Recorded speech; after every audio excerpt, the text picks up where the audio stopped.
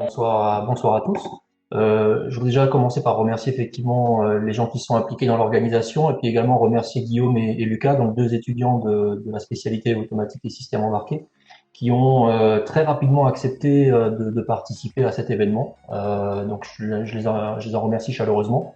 Ils pourront répondre du coup à des questions que vous aurez à poser directement aux étudiants. Sachant que moi, qu'on les a pas du tout briefés ni et qu'on leur a pas demandé, qu'on leur a pas donné d'éléments de langage par rapport à cette intervention. Donc ils sont libres de répondre en fonction de leur expérience à l'école depuis qu'ils sont là. Voilà. Alors histoire d'alimenter un peu la discussion, j'ai préparé en fait quelques transparents pour vous présenter un tout petit peu le cadre de formation de la spécialité automatique et système embarqué.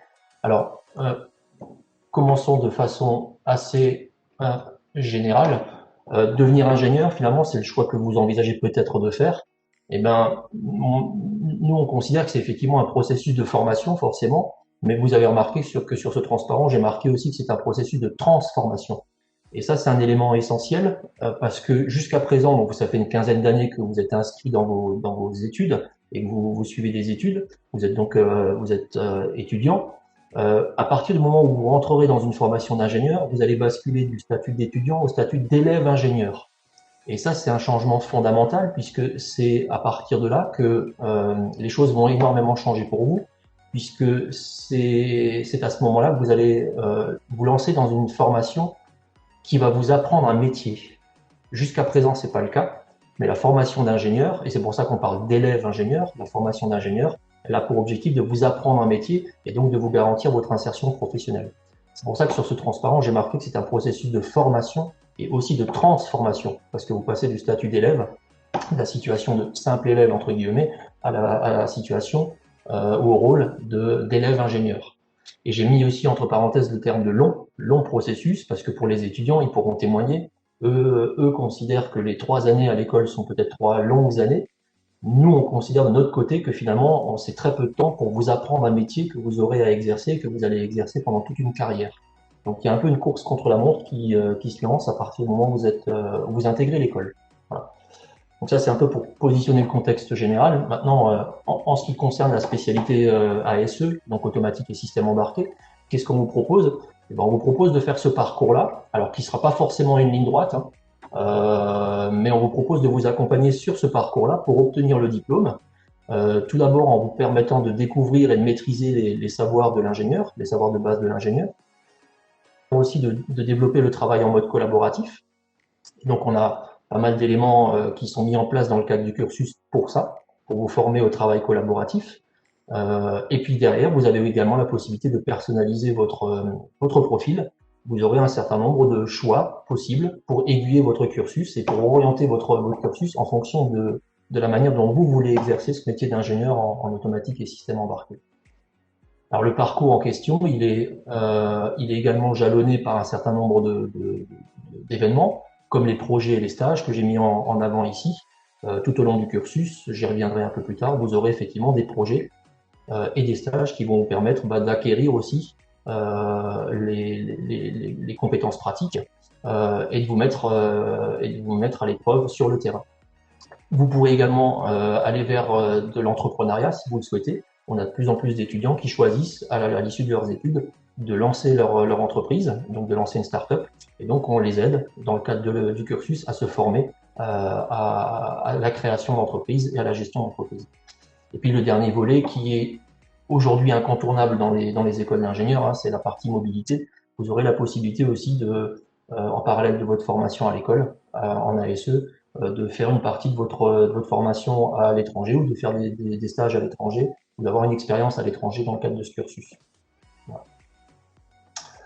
Alors le métier d'ingénieur, très rapidement, hein, j'ai repris cette définition de la commission du titre d'ingénieur qui nous donne le droit de délivrer le diplôme d'ingénieur et je l'ai reprise parce que je trouve qu'elle colle tout à fait ou parfaitement à ce qu'on fait dans la spécialité ASE.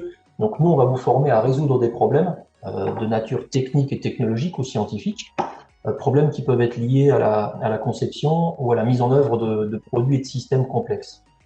Pour arriver à ce résultat, donc pour arriver à former des gens qui soient capables de résoudre ce genre de problèmes compliqués, eh bien, on va vous fournir un ensemble de connaissances techniques, scientifiques, technologiques. Donc, vous allez découvrir de nouvelles disciplines, vous allez découvrir de nouveaux langages de programmation, de nouveaux matériels sur lesquels on va travailler. Mais on va également vous donner une certaine coloration sur des problématiques économiques, sociales et humaines, puisque notre rôle est de vous permettre de vous insérer dans la vie professionnelle et de vous permettre d'être en mesure de répondre à des défis sociétaux importants. Voilà. Donc le métier d'ingénieur et d'ingénieur ASE, il va se résumer à ça, c'est que vous allez être des gens qui seront en mesure de résoudre des problèmes liés à la conception de systèmes. Alors, qu'est-ce qu'on va pouvoir faire du coup en ASE en ce qui concerne cet aspect-là? Eh bien, on va vous former au contrôle de système embarqué, par exemple. Donc le système embarqué, il y en a un qui est illustré ici, hein, si vous voyez mon curseur. Là, on a un petit système embarqué. Le but, c'est que les étudiants soient en mesure de développer ce type de système et de les programmer pour que ces systèmes soient autonomes et permettent de faire, par exemple, du contrôle commande d'un robot ou de l'instrumentation ou de la communication, typiquement. Donc, vous serez formé à la conception et au développement de ce type de dispositif grâce à des enseignements des sciences de base pour l'ingénieur en automatique. Alors, je peux en citer l'une ou l'autre. Hein. Il y en a deux là qui apparaissent ici. Un des aspects importants en automatique et système embarqué, c'est le traitement de signal et l'extraction d'informations, parce que c'est à partir d'informations qu'on va collecter à l'aide de capteurs qu'on pourra par exemple piloter un robot mobile, un drone ou un cobot comme celui qui est illustré ici. Alors, aujourd'hui, on est entouré de ce type de système. Ce soir, on fait une visio à l'aide de systèmes numériques dans lesquels il y a probablement des applications qui tournent et qui sont le fruit de travail d'ingénieurs et d'ingénieurs peut-être en automatique et en système embarqué. Vous avez tous au quotidien, vous utilisez tous au quotidien votre smartphone. Un smartphone, c'est un très bon exemple de système embarqué qui intègre du matériel, des capteurs et du logiciel qui permettent de faire fonctionner tout ça de concert dans de bonnes conditions. Donc c'est vers ce type de métier qu'on vous propose d'aller en ASE. Alors celui-ci, je vais passer ce transparent, à moins que vous ayez des questions à un moment donné. Alors, qu'est-ce qu'on va vous proposer dans le cadre du cursus à l'ENSISA? Eh bien, on vous propose de partager effectivement un joli projet, un très beau projet, qui est de vous former à un superbe métier et à une formation de grande qualité, puisqu'il s'agit du deuxième diplôme le plus élevé à l'université. Après, il y a le doctorat, encore en Bac+8, mais le Bac+5, c'est le deuxième diplôme le plus important à l'université, donc vous allez quand même être diplômé, avoir un diplôme assez important. La formation est accessible à un coût très faible. Ça, si vous avez des questions là-dessus, on pourra préciser, on pourra vous donner les chiffres plus précis à ce niveau-là. Et puis, comme je viens de vous le montrer, vous aurez la possibilité on vous proposera de nombreuses opportunités, d'opportunités de stage, d'opportunités de projet, d'opportunités de mobilité. Donc, il y a tout un environnement construit autour de votre formation à l'école qui va vous permettre de vous épanouir et d'aller progressivement donc, du rôle de l'élève vers celui de l'ingénieur. Donc là, j'ai listé quelques événements et quelques éléments clés de la formation, comme la journée de l'ingénieur, qui est une journée particulière où les élèves rencontrent d'anciens élèves de l'école, donc des ingénieurs en activité, et peuvent échanger du coup sur leur métier. Il y a bien entendu la vie des clubs qui est extrêmement importante, et là, je laisserai les étudiants en parler tout à l'heure si vous avez des questions. Donc les clubs de l'ENSISA sont des clubs qui sont entièrement gérés par les étudiants, qui sont très formateurs en général pour eux. Bien entendu, des visites d'entreprise, et vous aurez la possibilité aussi de développer des projets personnels dans le cadre de votre formation. Alors, quelques éléments concernant justement l'organisation des enseignements. Donc la formation se fait sur 6 semestres, dont un semestre correspond à un stage. Donc vous aurez une expérience à la fin de votre cursus d'au moins 30 semaines de stage et 5 semestres académiques dans lesquels vous allez avoir à peu près 2000 heures de formation réparties sur ces 5 semestres. Pour chaque année de formation, donc pour les 3 années de formation, il y a un projet, au moins un projet qui est fait par les étudiants en binôme ou alors en groupe un peu en effectif plus important. Ça peut aller jusqu'à 5 ou 6 étudiants selon le cas de figure. Mais ça, ce sont des projets effectivement qui permettent justement de développer ce travail en mode collaboratif dont je parlais tout à l'heure. Et puis il y a bien entendu l'expérience à l'étranger où donc on vous demande de valider au moins 4 semaines d'expérience à l'étranger sous quelque forme que ce soit. Ça peut être un stage, ça peut être un travail, un job d'été, ou un semestre académique de formation que vous faites à l'étranger dans une autre université.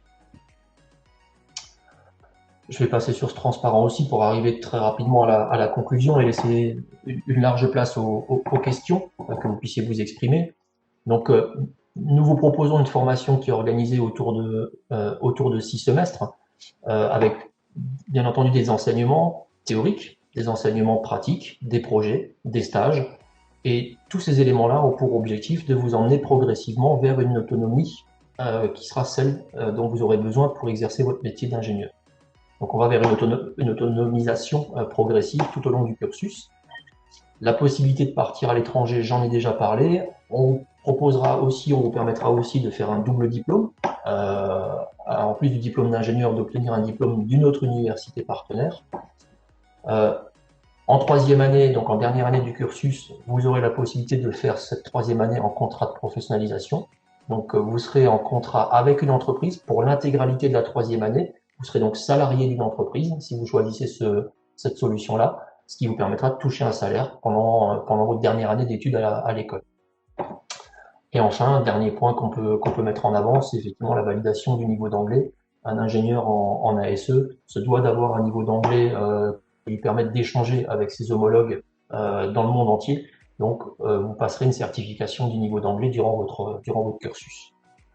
Donc, en conclusion, ce que je peux effectivement mentionner ici, c'est un peu l'objectif de cette illustration, c'est que si vous choisissez une formation comme celle qu'on vous propose ici, au départ, il y a effectivement un canevas qui est commun à tout le monde, mais au fur et à mesure de l'avancement de votre formation, vous avez un certain nombre de choix qui vous permettront d'organiser votre cursus selon vos envies et selon la manière dont vous voulez exercer ce métier.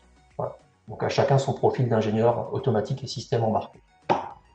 Je vais m'arrêter là et je laisse la place aux questions et moi, je serai ravi d'y répondre. Merci. Merci beaucoup Jean-Philippe. Donc comme il vous a invité à le faire, je vous invite également à écrire vos questions donc, dans le chat. Avant qu'on commence à répondre aux questions, j'aimerais juste que Lucas et Guillaume se présentent en tout cas présentent leur cursus peut-être qu'ils ont fait avant de rentrer à l'ENSISA, peut-être en partant depuis le bac jusqu'à leur entrée à l'école. En commençant peut-être par Guillaume qui est le plus fraîchement arrivé dans la spécialité, puis Lucas. Donc voilà, je vous invite à nous dire deux, trois mots sur le cursus que vous avez eu avant la spécialité. Alors, bonjour Guillaume, du coup. Moi, j'ai fait un bac S, spé maths, et je me suis dirigé vers une licence de physique. Je suis resté dans cette licence pendant 3 ans. J'ai fini ma L3. La licence, c'est extrêmement théorique, et au bout de ma licence, moi, j'avais envie de faire du pratique, de voir du technique. Du coup, je me suis pas dirigé vers un master, mais je me suis dirigé vers les écoles d'ingénieurs. J'ai intégré l'ENSISA, notamment pour une raison, c'est la filière automatique et système embarqué, notamment pour une raison, c'est le fait que la filière est pluridisciplinaire. On automatise des systèmes, donc on voit des lois de commande, des choses théoriques, mais pour automatiser ces systèmes, on fait de la mécanique, de l'électronique et de l'informatique. Et moi, je suis une personne assez curieuse et j'avais pas envie de me spécialiser dans quelque chose de très précis. Et c'est vrai que l'automatique permet de voir beaucoup de choses et bien sûr aussi dans le monde professionnel. On la retrouve dans énormément de branches et pour être un peu pragmatique, pour avoir du job, c'est aussi très important. Et maintenant, une fois que je suis intégré à l'école, tout se passe super bien. Comme disait Monsieur Laufenburger, il y a des clubs. Moi, je fais partie du club DroneLoad. On construit et on programme un drone dans le but de participer à un concours organisé par des industriels. Donc, ce club, il est bien pour la formation, mais aussi notamment pour la professionnalisation. Et voilà. Si vous avez d'autres questions, n'hésitez pas. Merci beaucoup Guillaume. Donc maintenant on va laisser la parole à Lucas s'il veut bien présenter son parcours. Oui, donc bonsoir, donc Lucas Martin, moi je suis étudiant en deuxième année à l'ANSISA en ASE. J'ai fait un bac scientifique option maths également. Par contre, moi je me suis dirigé vers une prépa, donc j'ai fait une prépa MPSI, puis en deuxième année j'étais en PSI. J'ai passé les concours et donc j'ai eu l'ANSISA sur concours CCINP. Donc moi, c'est depuis la terminale que j'ai envie d'être ingénieur, je le savais, c'est pour ça que j'avais fait une prépa. Et la filière ASE, je m'y suis dirigé parce que je suis très intéressé par tout ce qui est système embarqué, tout ce qui est programmation embarquée, robotique notamment. Et je sais, la filière ASE, c'est une filière qui permet exactement de travailler dans ce domaine. Tout comme Guillaume, je suis aussi assez curieux, donc travailler dans un domaine pluridisciplinaire, ça m'intéressait beaucoup aussi, histoire de voir beaucoup de choses et de pas être totalement spécialisé dans un seul domaine. Et donc ça fait 2 ans que je suis à l'école maintenant et tout se passe très bien. Les enseignements répondent exactement aux attentes que j'avais de l'école et ça fait du bien après des années de prépa de commencer à travailler sur des systèmes concrets et de vraiment faire des choses qui ont du sens et de pas juste apprendre des choses théoriques. Donc c'est une grande différence de l'école d'ingénieur par rapport à la prépa. Pour ceux qui viennent de prépa, vous allez vraiment commencer à faire des choses concrètes et comme disait Monsieur Le Purger, apprendre un métier. Donc au niveau de la vie étudiante, moi je suis présent dans plusieurs associations aussi. Donc je suis plutôt dans des associations ludiques parce que c'est très important et c'est quelque chose qui est bien dans les écoles d'ingénieurs, c'est que vous avez une vie associative à côté qui vous permet vraiment de sensibiliser et de passer du temps avec d'autres élèves. Donc moi personnellement je suis dans un club musique, dans un club informatique slash jeux vidéo, dans le club de la cafette de l'école aussi où on gère la restauration pour les étudiants pendant les pauses et entre midi et deux. Et donc, si vous avez des questions sur les études, sur les clubs, la vie sociale à l'école, n'hésitez pas. Je me ferai un plaisir d'y répondre. Merci beaucoup, Lucas, pour cette Si je peux présentation. me permettre quelque chose encore, c'est Lucas, il sera extrêmement, je pense qu'il sera complètement d'accord avec nous. Ce qui est bien aussi à l'ENSISA, c'est que c'est une école à échelle humaine et on est extrêmement proche de nos professeurs. Et ça, c'est utile pour dès qu'on a des questions, dès qu'on a des problèmes. L'école, c'est une école à échelle humaine et ça, c'est aussi très important. Ouais, je suis tout à fait d'accord. On est suffisamment, on a un nombre suffisamment restreint pour vraiment, on connaît, genre, à l'école, vous connaissez tout le monde. À force d'être dans l'école, vraiment, vous connaissez tout le monde. Même les profs qui sont pas d'autres filières, vous apprenez à savoir qui c'est. Et dès que vous avez des questions, vous êtes jamais sans réponse. Vraiment, tout le monde peut vous aider. Vous connaissez tout le monde dans l'école. Merci beaucoup pour ces mots. Et j'ai une première question qui est donc pourquoi choisir la spécialité automatique et non pas une formation en informatique? Est-ce que les débouchés professionnels ne se ressemblent pas? Alors, c'est une très bonne question. Alors, les étudiants, je pense, ont en partie répondu parce que, notamment, Guillaume, avec ce qu'il disait, c'est que on va former des ingénieurs généralistes qui vont avoir de fortes compétences scientifiques, techniques et technologiques, et à la fois pour du développement de matériel et pour du développement logiciel. Donc, on va se situer à l'interface entre les deux. Nous, l'informatique, ça va être un outil qu'on va utiliser pour pouvoir développer des systèmes en leur donnant des capacités d'autonomie avancées. On ne va pas faire de l'informatique pour de l'informatique, entre guillemets. Donc, on n'est pas des développeurs d'applications, on n'est pas des développeurs de sites web ou ce genre de choses. On forme des ingénieurs qui seront en mesure de rendre un système autonome ou intelligent. Donc, il y aura de l'électronique, il y aura une partie d'informatique, il y aura une partie matérielle, parce qu'il faut un système sur lequel le logiciel va être embarqué, va être exécuté. Et nous, notre objectif, c'est de former des gens qui sont en capacité de développer à la fois la partie matérielle et l'algorithmique qui sera embarqué sur le système. De plus en plus, on essaye d'ouvrir aussi les parcours. C'est c'est un point sur lequel on travaille, notamment avec la spécialité informatique, pour être précis, pour permettre à des étudiants, par exemple, de la spécialité auto, de choisir en fin de formation, donc une spécialisation dans les enseignements qui sont proposés aux informaticiens. Ça peut par exemple intéresser typiquement des étudiants qui veulent faire des automaticiens, qui veulent se former à l'intelligence artificielle, parce que là aussi de plus en plus de systèmes vont embarquer de l'IA. Or pour l'instant les enseignements d'IA se font chez nous dans la spécialité info. Donc ouvrir les enseignements de ce type-là à des ingénieurs, à des élèves automaticiens. Alors, je crois que nous avons perdu Jean-Philippe.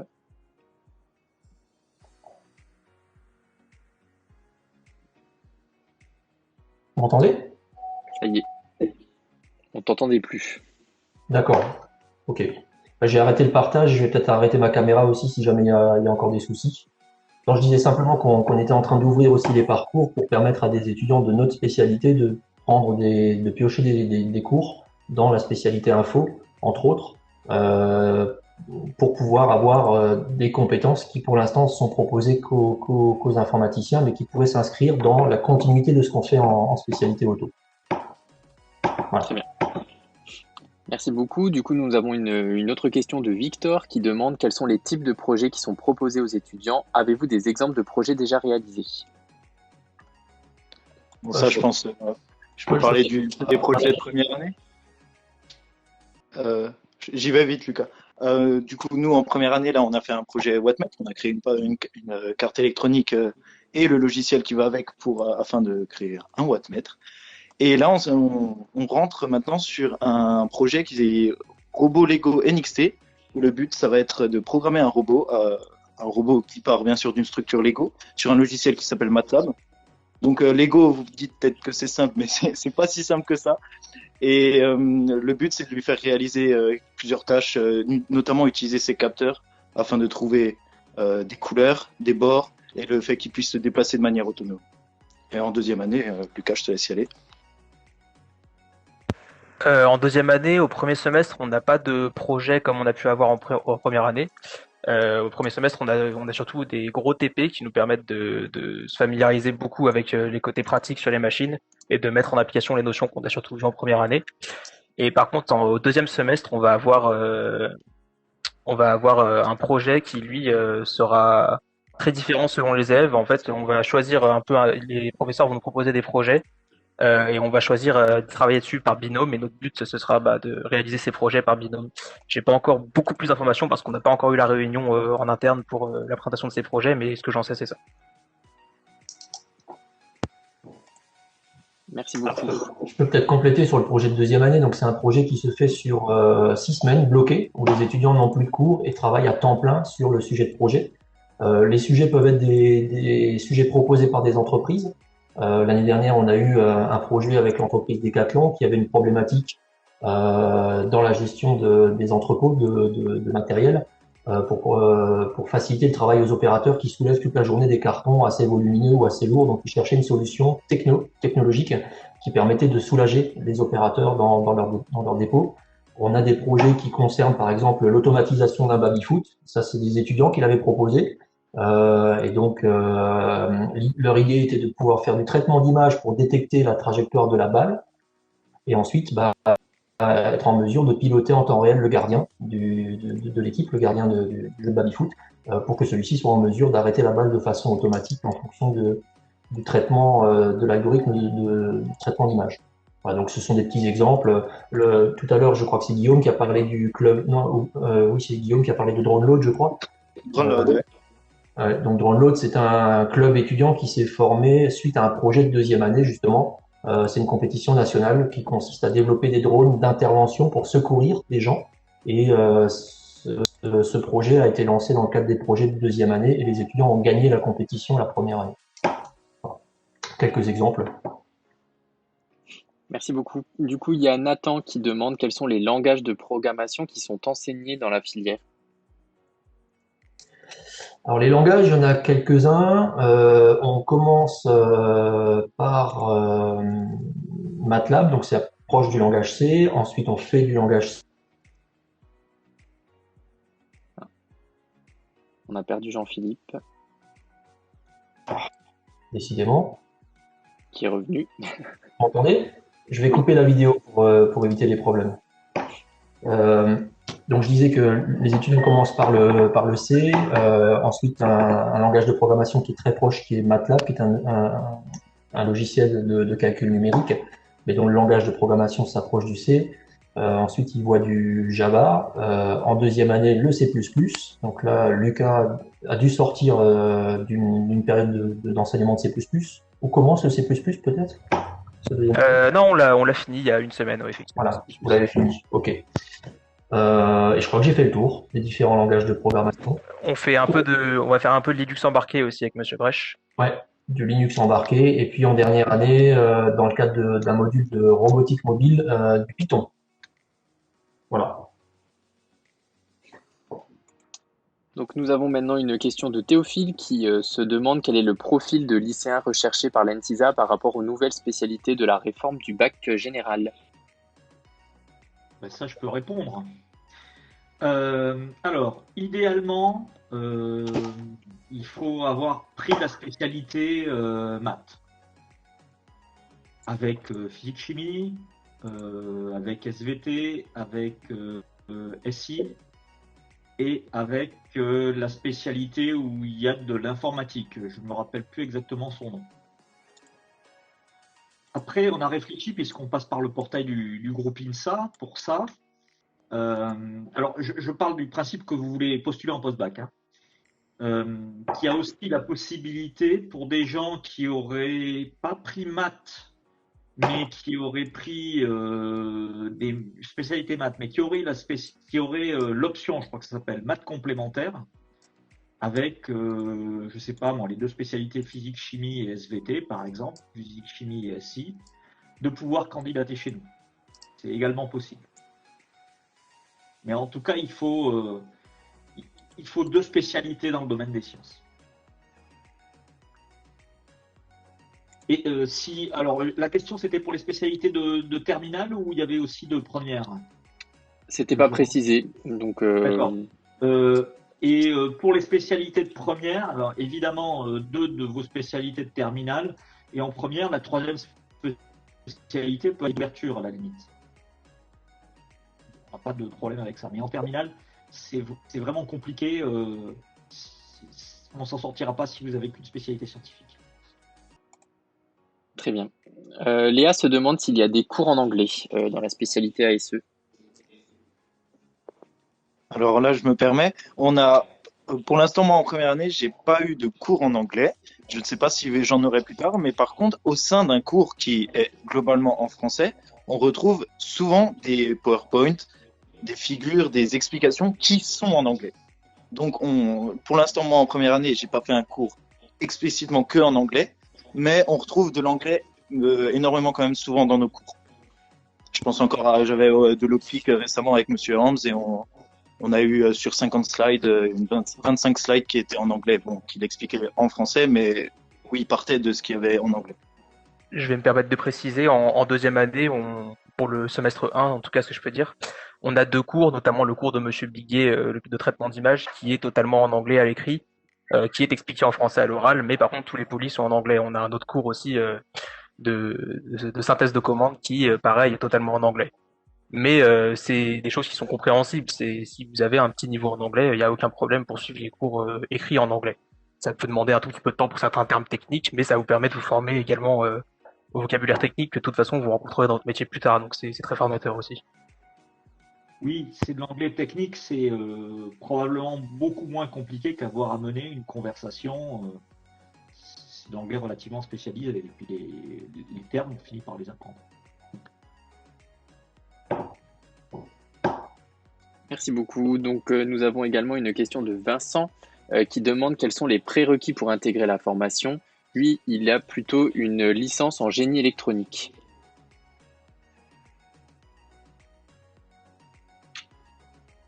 Je vais peut-être répondre. Alors, je ne connais pas le contenu de sa formation en génie électronique, mais a priori, c'est quelque chose qui peut fonctionner pour une intégration chez nous en spécialité automatique et système embarqué, puisque les étudiants commencent en première année par un projet qui mêle justement de l'électronique, analogique et numérique, et de la programmation de microcontrôleurs, donc de l'informatique industrielle. Donc, c'est une formation qui est tout à fait appropriée pour intégrer la spécialité ASE.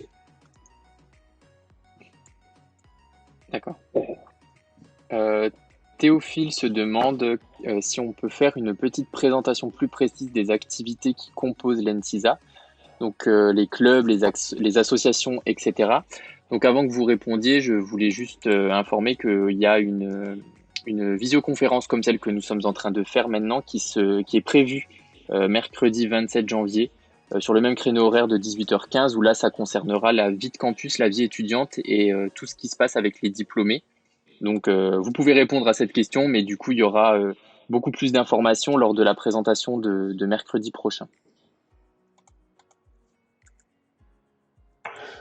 Je vais avoir beaucoup de mal à lister tous les clubs que les étudiants gèrent actuellement parce que ça bouge pas mal, c'est quand même assez dynamique, mais ça va de donc Drone Load dont on a déjà parlé, qui consiste à développer un drone pour une compétition nationale, au 4L Trophy. Donc les étudiants participent aussi annuellement à cette expédition-là, donc emmener des 4L dans le désert pour une œuvre humanitaire. Il y a des clubs, d'ailleurs les étudiants peuvent nous aider là-dessus, en listant un peu les clubs. Il y avait le club surf, si je dis pas de bêtises, qui organisait des sorties de ski. Ouais. Oui, tout ce qui est sport, tout ce qui est musique. Mais ce Ouais. qu'il faut aussi dire, c'est que l'administration est extrêmement sensible aux projets étudiants et que si, imaginons, vous avez vraiment un projet d'ouvrir un club qui vous tient à cœur, vous pouvez aussi ouvrir votre propre club si, du moins, il est fondé sur quelque chose de cohérent. Ça aussi, qu'on se peut dire. Oui, c'est comme dit Monsieur Lefenburger, c'est très dynamique la gestion des clubs au sein de l'école. Ça arrive souvent qu'il y ait des clubs qui ferment parce qu'il n'y a plus assez de personnes dedans, mais il y a aussi souvent des clubs qui ouvrent parce que justement des nouveaux élèves arrivent avec des idées, ont envie de faire quelque chose dans l'école. Et il y a des clubs qui sont très importants, qui sont ouverts tous les ans. Je pense au club Cafette qui gère énormément la relation et la vie sociale au sein de l'école pendant les pauses, pendant les temps de midi. Il y a tous les clubs sportifs, il y en a beaucoup qui sont toujours ouverts. Il y a des clubs très techniques comme Drone Load, comme Mbot qui font des projets étudiants, des compétitions nationales de robotique et autres. Le 4 Trophy, comme a dit Monsieur Lefenburger. Il y a plein de clubs beaucoup plus ludiques et artistiques. Je pense notamment au club musique. Je pense notamment au club Gala, qui est un club qui va s'organiser, qui va avoir pour mission d'organiser le gala qui a lieu tous les ans de l'école. Donc vraiment la vie étudiante, la vie sociale et les clubs, il y a de tout. Franchement, je pense que si vous avez envie de faire quelque chose en termes de vie étudiante et que vous avez un petit projet, il n'y a aucun problème pour créer le club et pour le faire vivre au sein de l'école. Merci beaucoup du coup pour cette petite présentation de la vie associative et de la vie sociale à l'école. Une autre question qui est donc sur la poursuite d'études. Est-ce que c'est possible de faire une poursuite d'études après la spécialité automatique et système embarqué? Oui, la poursuite d'études est possible. Alors il y a deux, il y a deux solutions possibles à ma connaissance, à mon sens. La première, c'est celle que j'évoquais en tout début de présentation, c'est de poursuivre par un doctorat, donc d'aller vers le domaine de la recherche et de faire un doctorat dans les laboratoires de l'école ou alors dans d'autres laboratoires d'autres universités, en France ou ailleurs. Ça, c'est possibilité. Il y a une autre possibilité qui est de faire un double diplôme avec, par exemple, dans le domaine du management, par exemple, avec l'école de management de Strasbourg. Donc ça, c'est quelque chose qui a été monté au niveau de la région Alsace entre l'école de management et plusieurs écoles d'ingénieurs de la région. Et donc nos étudiants peuvent continuer ensuite en un semestre pour obtenir le master de l'école de management de Strasbourg. Ou alors des doubles diplômes avec des universités partenaires étrangères pour aller vers d'autres masters plus spécialisés dans certains domaines. Oui, très clairement, il y a des possibilités qui sont. Alors, on a à peu près en moyenne sur l'école, hein, je ne parle pas de la spécialité automatique en particulier, on a 7% qui continuent en doctorat et en poursuite d'études, on a à peu près le même nombre. Mais clairement, si votre projet professionnel n'est pas de poursuivre vos études, vous pouvez trouver un boulot sans poursuivre vos études. C'est pas du tout une nécessité comme dans certains domaines où il faut vraiment atteindre le niveau doctorat. Chez nous, 85% des étudiants ne poursuivent pas leurs études. Merci beaucoup pour cette réponse. Nathan demande combien de places proposez-vous dans votre prépa intégrée et combien de candidats postulent par année?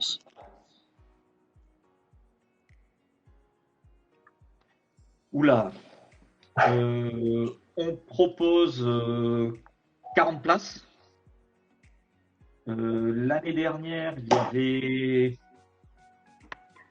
3600 candidats, je crois. Il y en a pas loin de 20 000 sur tout le groupe INSA. Il y en a 3600 chez nous. Mais le fait que vous soyez incité à faire beaucoup de candidatures et éventuellement à avoir beaucoup de propositions ou de listes d'attente sur Parcoursup fait que c'est pas ahurissant la disproportion entre le nombre de candidats et le nombre de places. nous, on est plutôt, on est attentif à ce que le niveau des candidats soit bon et on met une barre qui est telle qu'on n'a pas cherché à remplir l'année dernière ces 40 places. On a fixé une barre au niveau du groupe ITSA. Et donc, du coup, on a admis 25 ou 26 candidats, ou 30 candidats. Là. Mais il ne faut pas être effrayé du peu de nombre de places par rapport au nombre de candidats. Encore une fois, c'est les jeux sur Parcoursup. Je me permets du coup de compléter en invitant les personnes intéressées par la prépa intégrée chez nous, donc le cycle post-bac intégré, d'aller visionner la présentation que nous avons fait samedi matin, qui est disponible sur la chaîne YouTube de l'ENSISA. Et vous pouvez également écrire à cycle-post-bac@ncisa.fr si vous avez besoin d'informations complémentaires. J'ai une autre question du coup qui concerne en plus le cycle post-bac, où on me demande si c'est obligatoire pour rentrer dans la formation d'ingénieur en automatique et système embarqué de passer par le CPB intégré. Non, c'est pas obligatoire. Le cycle post-bac à l'école fournit à peu près 15% des étudiants en cycle ingénieur aujourd'hui. Donc vous voyez que c'est pas la voie majoritaire, loin de là.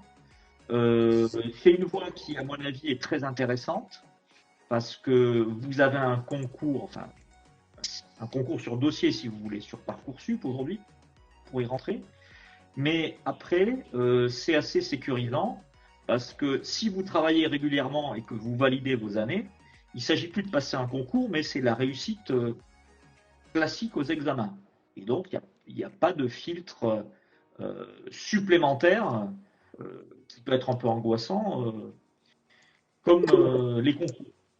D'autre part, l'organisation est très différente par rapport à une prépa classique, où il y a vraiment beaucoup de travail, parce qu'il y a beaucoup de bachotage pour l'école, les devoirs surveillés qu'il y a toutes les semaines, etc. Nous, on n'est pas du tout dans cette optique-là. Il n'y a pas de bachotage chez nous, ce qui fait qu'il y a moins de travail et le temps libéré est utilisé pour faire des choses peut-être plus intéressantes, comme de la culture d'entreprise, des visites d'usines. Il y a plus d'ouverture vis-à-vis de votre future vie professionnelle que dans une prépa classique, probablement. Mais bon, ceux qui vont dans des prépas classiques viennent chez nous et réussissent très bien aussi. Hein. C'est deux voies un peu différentes par leur philosophie, le résultat est le même à la fin. Et dernière chose, on n'a pas parlé de, Jean-Philippe en a peut-être parlé tout à l'heure, mais de l'admission qui peut se faire aussi après un DUT. DUT est une très bonne formation et des gens bien classés en DUT qui auront montré un intérêt pour le domaine par le choix du DUT peuvent fort bien réussir chez nous. Bon. Alors à présent, une question au niveau des frais de scolarité. Et Vincent nous demande à combien s'élèvent les frais de scolarité pour les étudiants étrangers. Alors, aujourd'hui, il a été décidé, je crois, pour l'année prochaine, une exemption partielle des frais de scolarité qui les ramène à ceux des étudiants français. C'est-à-dire 610 €. Voilà, c'est une exonération décidée par l'université. Et pour la petite histoire, 610 € pour les Français comme pour les autres, pour les non-boursiers. C'est une part minime du coût de la formation, puisque la formation, le coût de la formation pour nous, pour l'État, si vous voulez, en tout, c'est à peu près 12 000 € par an.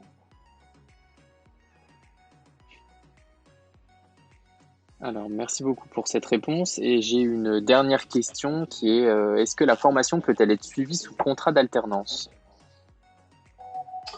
Alors la formation ne peut pas être suivie sous contrat d'alternance aujourd'hui, en tout cas pas l'intégralité de la formation. Par contre, comme je le mentionnais tout à l'heure, il y a possibilité de faire une alternance sur la dernière année, la troisième année.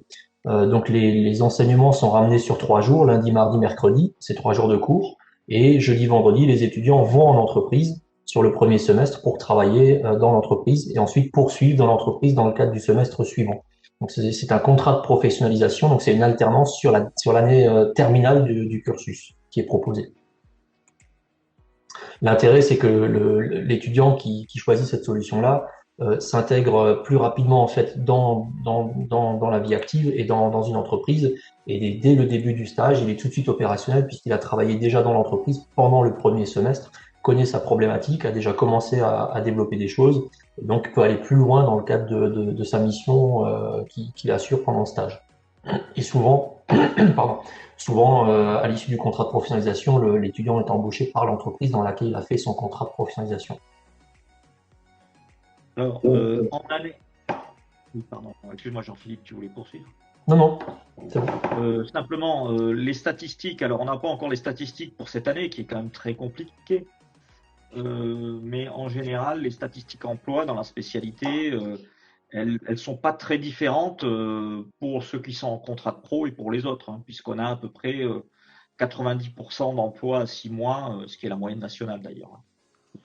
Mais bon, c'est encore plus facile certainement si on a un contrat de professionnalisation, puisque on peut témoigner d'un an d'expérience. Voilà, donc c'était la dernière question que j'avais à poser. Donc je vous propose de clôturer la présentation